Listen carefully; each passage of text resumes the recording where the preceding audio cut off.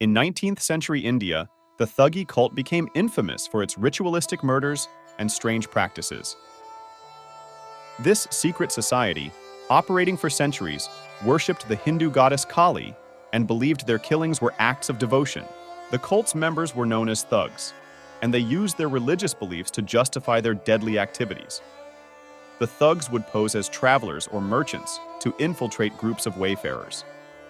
They gained the trust of their victims through deception and false camaraderie.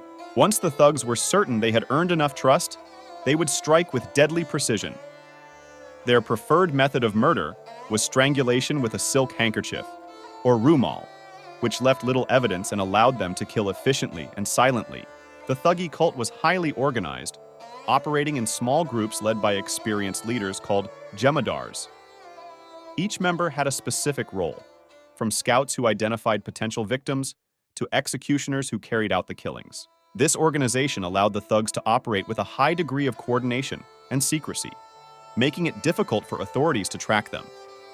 The bodies of the thugs' victims were often buried in pre-dug graves or disposed of in rivers, ensuring minimal trace of their gruesome activities. The thugs were meticulous in their methods, and their operations were planned with military precision. This meticulousness made it even harder for authorities to uncover their crimes and bring them to justice. Estimates suggest the Thuggee were responsible for tens of thousands of deaths over several centuries. They operated across the Indian subcontinent, making travel perilous. For them, murder was a religious duty and a way of life. The widespread fear of the thugs led to a sense of insecurity among travelers, who never knew if they might fall prey to the cult. The British colonial authorities, recognizing the threat posed by the Thuggee, launched a campaign to eliminate them in the early 19th century. British officer William Henry Sleeman led this effort, using intelligence, military action, and legal measures to dismantle the cult.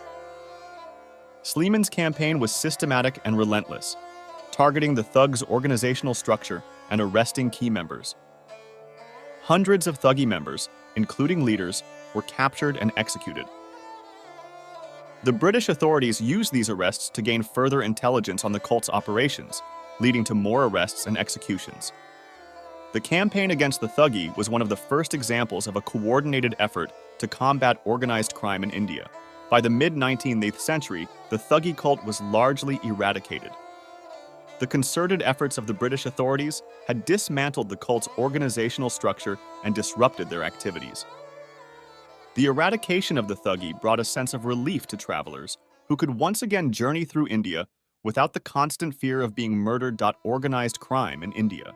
The story of the Thuggee cult remains a stark reminder of the dark side of organized, ritualistic violence. It is a historical account that highlights the extent of their influence and the efforts required to stop them. The Thuggee serve as an example of how belief systems can be manipulated to justify heinous acts, and their legacy continues to intrigue and horrify those who study their history.